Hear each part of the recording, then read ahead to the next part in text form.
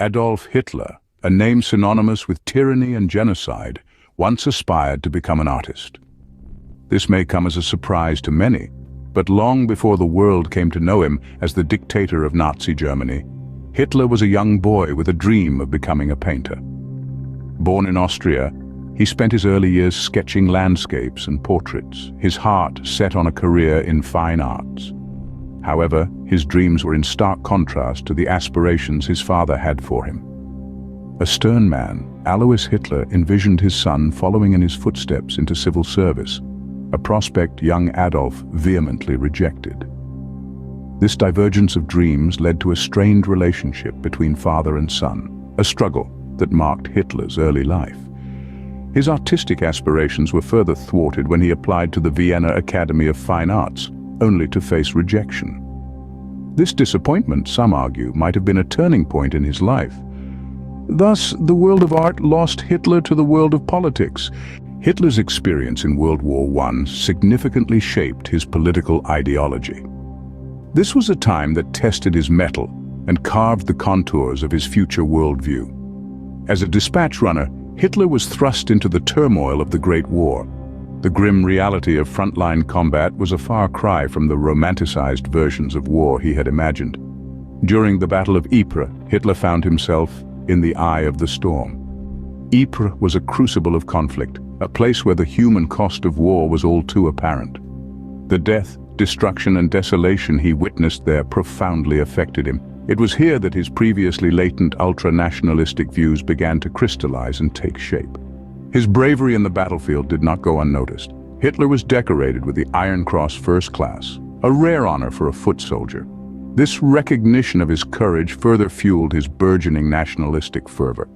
Hitler's time in the trenches wasn't just about conflict and courage, though. The war, with its senseless brutality and immense human suffering, left an indelible imprint on him. It hardened him, made him cynical, and planted the seeds of extremism. He began to envision a Germany that could rise from the ashes of the war, a nation that would never again be humiliated or defeated. The devastation of war had planted the seeds of extremism in Hitler. This experience would later form the bedrock of his violent and destructive ideologies. Behind the formidable Führer was a woman named Eva Braun, his long-term companion and later his wife. Eva was an enigmatic figure, often overlooked in the grand scheme of Hitler's life, but she played a significant role nonetheless. Braun met Hitler when she was 17, working as an assistant to Hitler's personal photographer. From then, a clandestine relationship bloomed, kept secret from the public eye for over a decade. Eva Braun was not just a silent observer in Hitler's life. She was an active participant, sharing in his lifestyle and his secrets. She was known to be vivacious, athletic, and fond of fashion and photography, a stark contrast to the austere dictatorial image that Hitler presented to the world. Yet, their relationship was far from the norm. Hitler, driven by his political ambitions and the image he sought to uphold, kept Braun hidden away, rarely acknowledging her in public. As World War II reached its climax, and with the Allied forces closing in, Hitler and Braun finally married in a small civil ceremony within the confines of the Führer bunker. Less than 48 hours later, they chose to end their lives together in a pact that sealed their fates as one of history's most infamous couples. In the depths of the bunker, Hitler's personal life came to a tragic end alongside his political reign. Ironically, the man responsible for the death of millions had a soft spot for animals.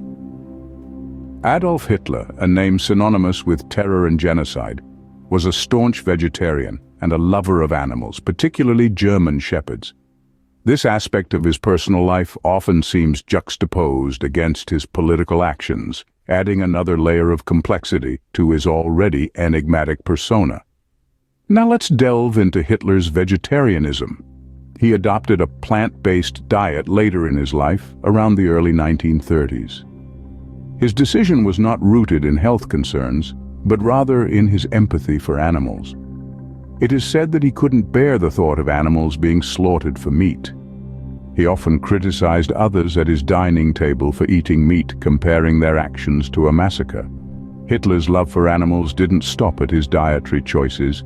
He had an evident fondness for German shepherds. His most famous pet, Blondie, was a German shepherd, gifted to him by Martin Bormann in 1941. Hitler was known to be quite affectionate with Blondie, often allowing her to sleep in his bedroom, a privilege not extended to many. In contrast to his love for dogs, Hitler had an irrational fear of cats, a condition known as ailurophobia. He would often avoid them at all costs. It's speculated that this fear could have stemmed from a superstition or a traumatic experience, but the exact reason remains unclear. Despite his cruel and ruthless disposition towards fellow humans, Hitler enacted several laws for animal protection, which were far ahead of their time. These laws ranged from restrictions on animal testing to regulations on hunting, and even guidelines for the humane slaughter of crabs and lobsters. His animal protection laws were some of the most comprehensive of the time, reflecting his deep concern for animal welfare. In his personal life, Hitler showed a compassion for animals that was starkly absent in his political actions. His vegetarianism, love for German shepherds, and fear of cats, along with his animal rights laws, paint a picture of a man who was, in some ways, profoundly disconnected from the atrocities he perpetrated. Adolf Hitler, the dictator, is well known, but what about Adolf Hitler, the man? It's a question that's both intriguing and unsettling. This episode has taken us through the various facets of Hitler's personal life, each more intriguing than the last. Let's start at the beginning. Hitler, the young man with artistic aspirations, was far removed from the dictator he would later become. His early life was marked by dreams of becoming an artist, dreams that were thwarted by a disapproving father and a society that didn't quite understand his vision. The rejection he faced from the Vienna Academy of Fine Arts was a turning point in his life. The next chapter took us to the muddy trenches of the Battle of Ypres during World War I. The experience was a crucible for Hitler, shaping his political ideologies and his views on warfare. His time in the trenches left him with a deep-seated bitterness and a sense of betrayal that would later fuel his rise to power. Behind the Führer, there was a woman, Eva Braun. Their relationship was a complex one, kept hidden from the public eye. Braun was a constant presence in Hitler's life, and despite their tumultuous relationship, she remained loyal to him until the end. And then there was his vegetarianism, a surprising aspect of Hitler's life. His love for animals and his choice to abstain from meat are in stark contrast to the brutality and violence he is known for. Hitler's fear of cats, a common phobia also known as ailurophobia, added another layer to his already complex personality.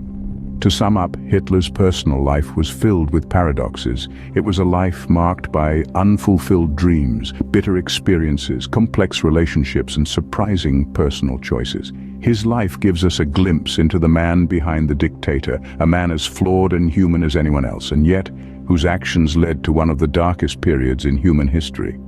Hitler's personal life, filled with paradoxes, provides a fascinating insight into the man behind the dictator.